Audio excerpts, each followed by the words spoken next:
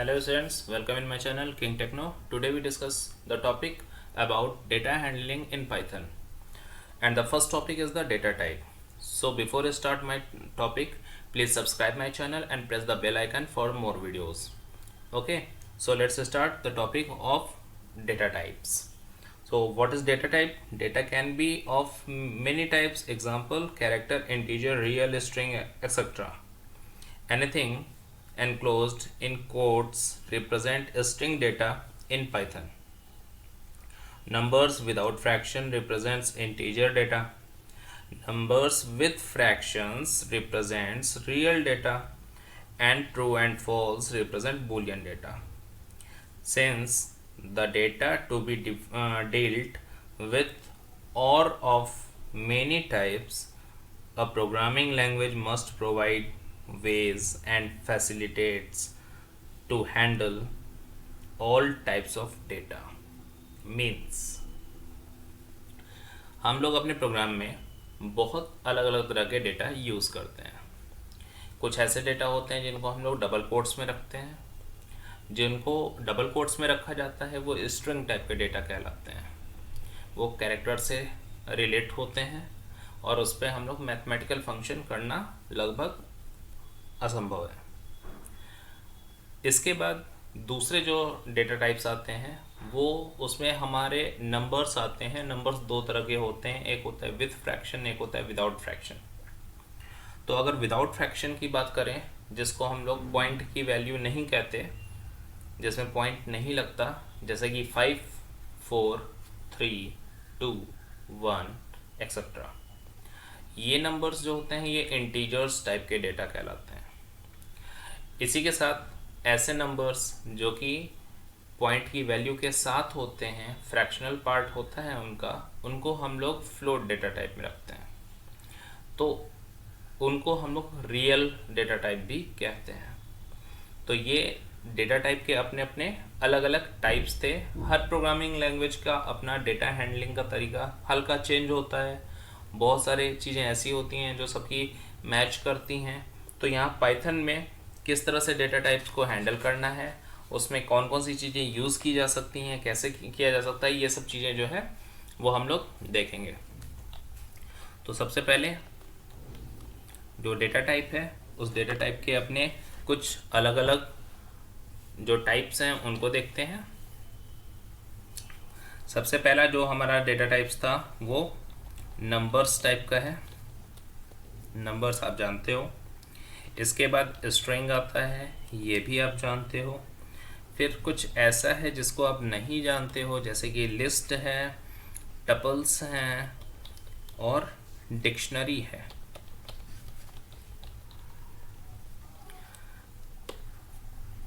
ये हैं data types कुछ अलग अलग टाइप के. अब अगर हम नंबर्स की बात करें, ये जो हमारे नंबर्स हैं अगर हम इनकी बात करते हैं तो नंबर्स के अपने अलग अलग कॉन्सेप्ट आएंगे. जैसे कि एक इंटीजर है. इंटीजर की अगर हम बात करते हैं तो इंटीजर में भी एक इंटीजर आता है नॉर्मल, एक आता है साइंड. तो साइंड जो है वो इस तरह का हो जाता है. ठीक, साइंड में मतलब क्या होता है भाई, देखिए इंटीजर्स की अगर हम बात करते हैं तो जैसे यहाँ पे 5 है, 4 है, 6 है. ठीक, तो ये नंबर्स हैं जो कि इंटीजर हैं.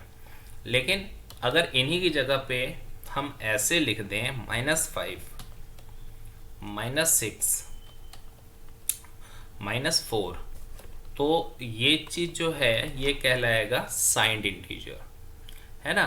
तो ये इंटीजर के अपने कॉन्सेप्ट हैं जो कि इस तरह से हमको मिल जाते हैं. इसके बाद अगर हम नंबर्स के दूसरे फॉर्म में चलते हैं तो एक आता है बूलियन.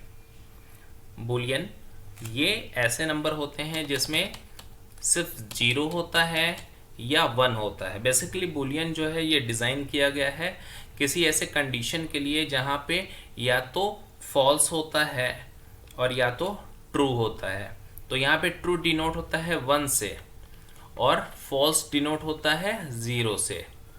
तो ये जो है बूलियन कॉन्सेप्ट होते हैं. तो ऐसे भी कभी कभी हम लोगों को कोई कंडीशन होती है जिसका ट्रुथ या फॉल्स देखना पड़ता है, तो उस जगह पे हम लोग इसको लगाते हैं जिसको हम लोग बोलते हैं इंटीजर्स। ठीक है, ये भी इंटीजर का ही एक पार्ट है, क्योंकि यहाँ पे भी नंबर आ रहा है ना, तो नंबर डेटा टाइप में ही ये भी मैच करता है। फ्लोटिंग, ये फ्लोटिंग पॉइंट्स जो होते हैं ये ऐसे नंबर्स हैं, ठीक ना। फ्लोटिंग पॉइंट नंबर ये ऐसे नंबर होते हैं जहाँ पे हमको पॉइंट की वैल्यूज़ मिलती हैं, जैसे 5.4, 6.5, -5.8। तो इस तरह के नंबर जो होते हैं ये फ्लोटिंग नंबर्स होते हैं, जिसको हम लोग फ्लोट्स कहते हैं। ओके, तो ये तरीके हैं जिसमें हम लोग अलग अलग तरह के नंबर्स जो हैं उसको यूज़ करते हैं। इसके बाद एक और आता है जिसको हम लोग बोलते हैं कॉम्प्लेक्स। तो कॉम्प्लेक्स जो होता है ये ऐसे नंबर्स होते हैं जिसमें हम लोग का एक इमेजिनरी नंबर भी साथ में जुड़ा होता है। ये हमारे प्रीवियस वीडियो में भी आपको हमने बताया था कि किस तरह से कॉम्प्लेक्स नंबर जो होता है वो यूज़ किया जाता है। ओके, तो ये तरीके थे जिसमें हम लोगों ने इंटीजर की बात की, फ्लोटिंग की बात की, और इसमें हम लोग देखे कि नंबर्स जो हैं वो बुलियन टाइप के कैसे होते हैं, कॉम्प्लेक्स कैसे होते हैं। तो ये सारे नंबर्स जो हैं वो हमारे रिलेट करते हैं नंबर्स टाइप के डेटा में। तो ये ओवरऑल सब कुछ नंबर्स पे था। अब हम लोग बात करते हैं स्ट्रिंग्स पे। तो स्ट्रिंग्स जो है वो क्या है उसको अब देखते हैं। स्ट्रिंग तो इसके बारे में तो आपको हमने बता दिया था कि स्ट्रिंग जो है वो किस तरह के नंबर्स को रख सकता है। इसमें जो नंबर्स आते हैं वो डबल कोट्स के अंदर आते हैं या सिंगल कोट्स के अंदर आते हैं। तो यहाँ पे आप ऐसे भी लिख सकते हो, ये भी स्ट्रिंग है, ये भी स्ट्रिंग है, ये भी स्ट्रिंग है, ये भी स्ट्रिंग है। तो ये सब के सब जो हैं ये स्ट्रिंग टाइप के डेटा होते हैं। ओके, तो ऐसे स्ट्रिंग जो होते हैं इनको हम लोग कैरेक्टर फॉर्म में रखते हैं और इनकी वैल्यूज़ जो है वो यूज़ की जाती है अलग अलग तरीके से। ओके, इसमें जो भी स्टोर डेटा होता है वो एक इंडेक्स में स्टोर होता है और उस इंडेक्स के अंदर इसको यूज़ किया जाता है। इंडेक्स में आपको दिखा देता हूँ।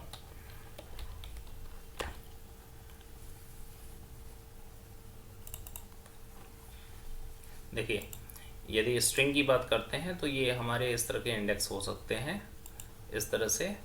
अब अगर इसमें हम लोग वैल्यूज़ की अगर बात करते हैं तो अगर हमारे पास वैल्यू जो है वो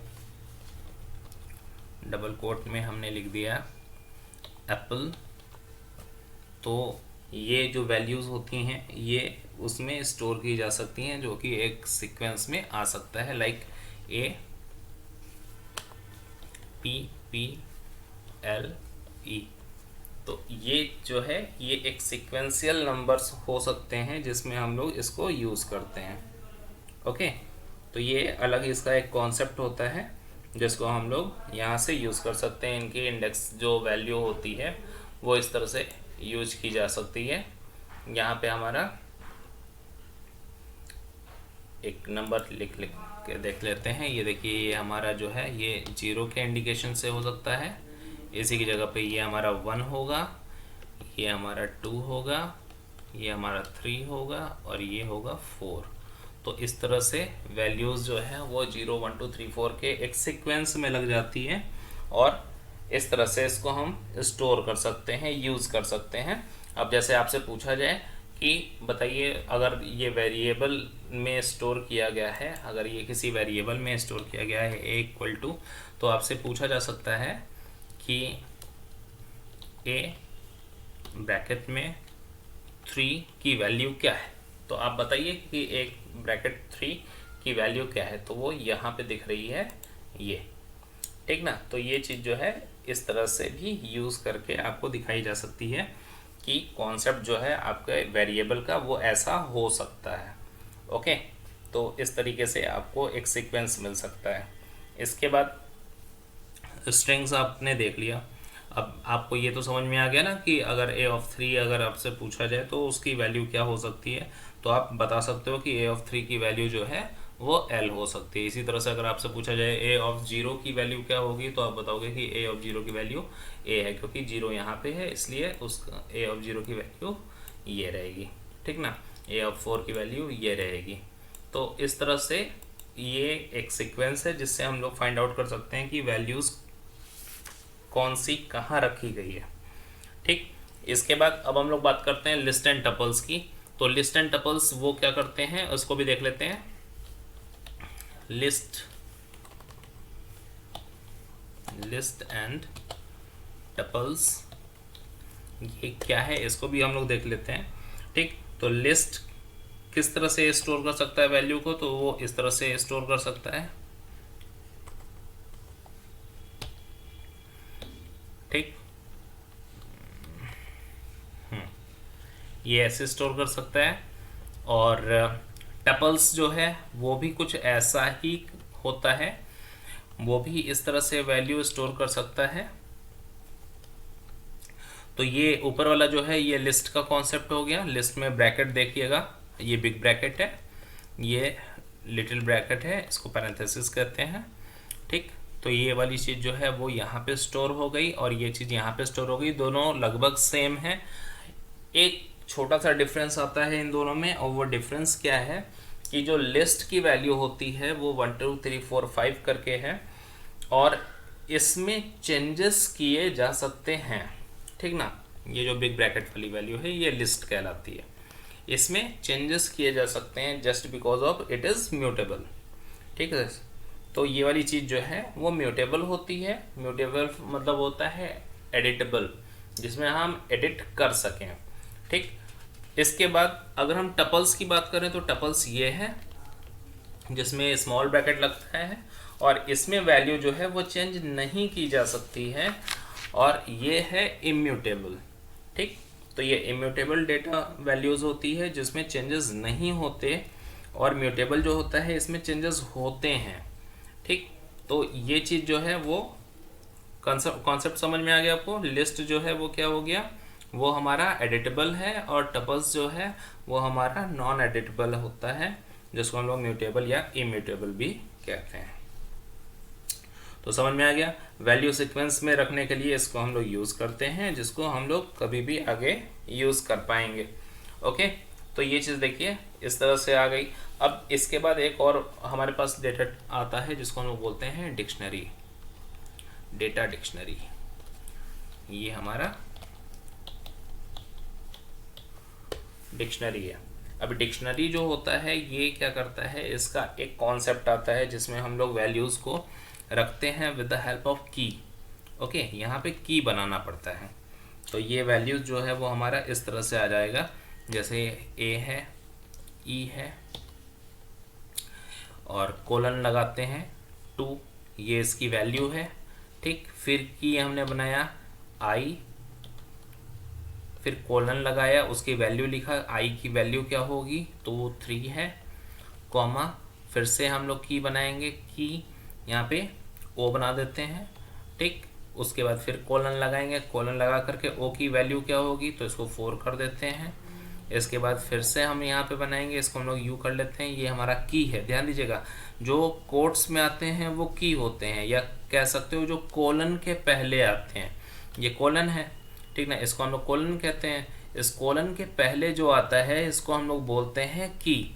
ठीक, ये चीज़ जो है ये की है, इसको कोट्स में हम लोग रखते हैं। जो सिंगल कोट आप देख रहे हो ऊपर, इसमें रखा जाता है। और इसके बाद फिर इसको 5 लगा करके, ये 5 जो है ये उस की वैल्यू है। तो जब हम कॉलिंग करेंगे यू की तो वो अपनी वैल्यूज़ जो है वो बताएगा कि हाँ आप 5 हो।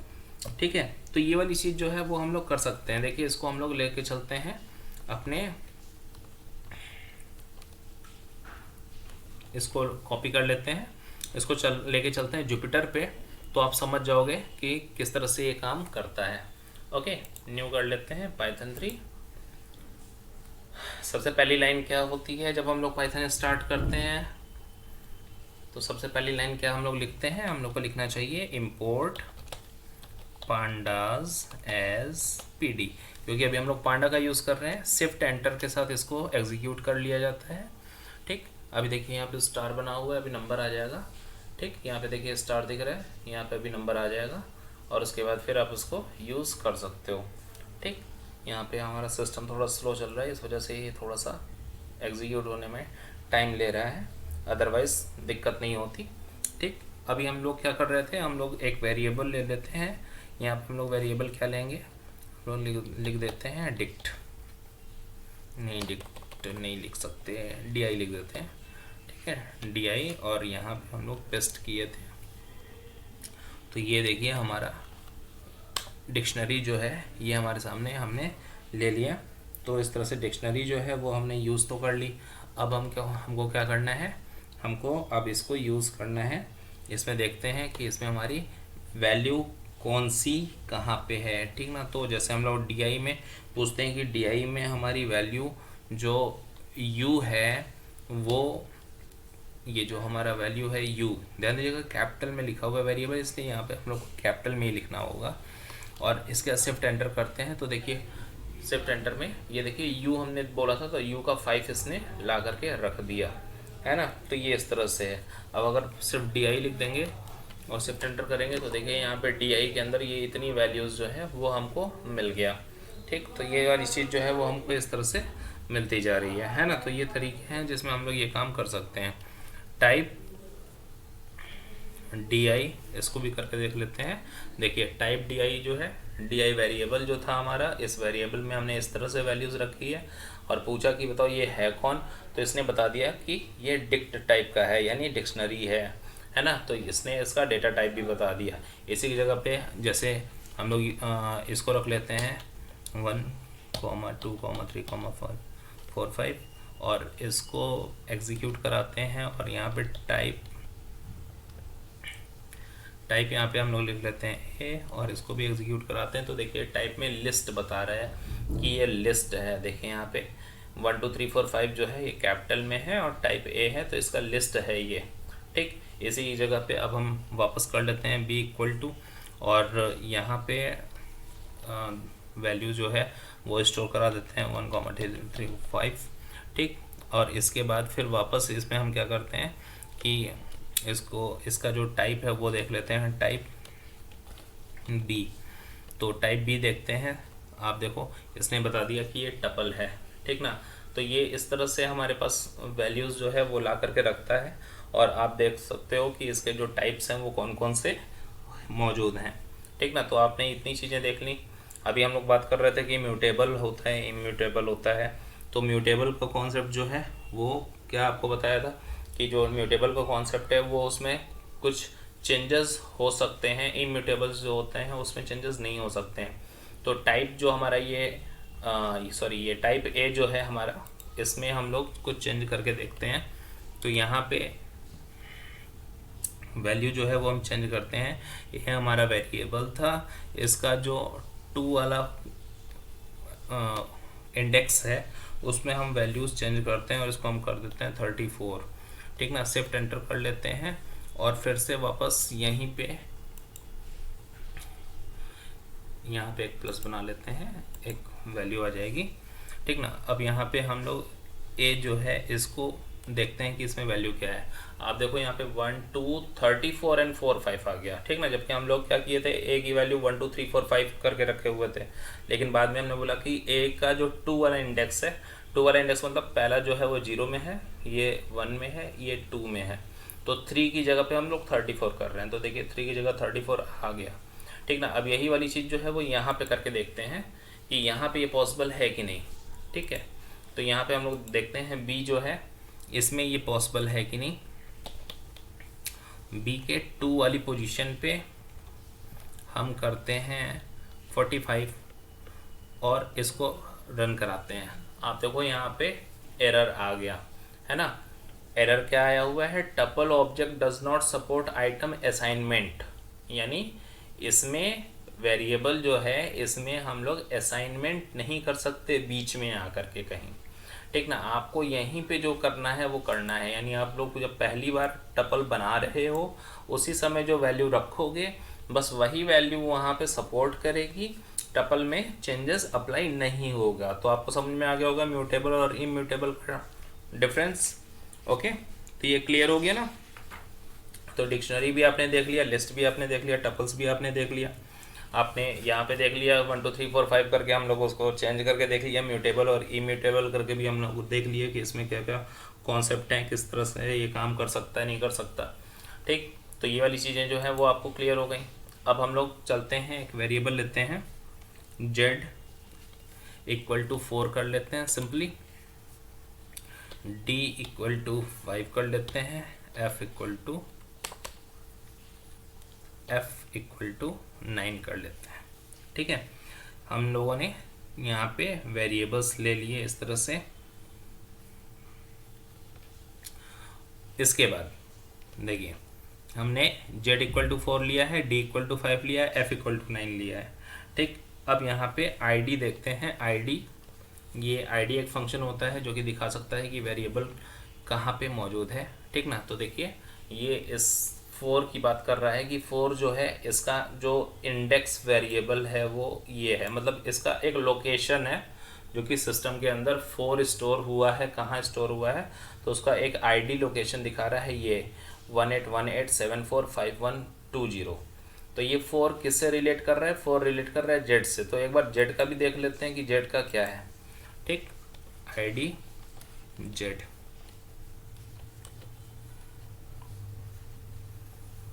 अब आप इसको मैच कर लो, 1818745120, 1818745120। ठीक ना, इसका मतलब कि ये दोनों सेम चल रहे हैं। ठीक, इसके बाद अब हम इसमें चेंजेस करते हैं और आईडी 5 का देखते हैं।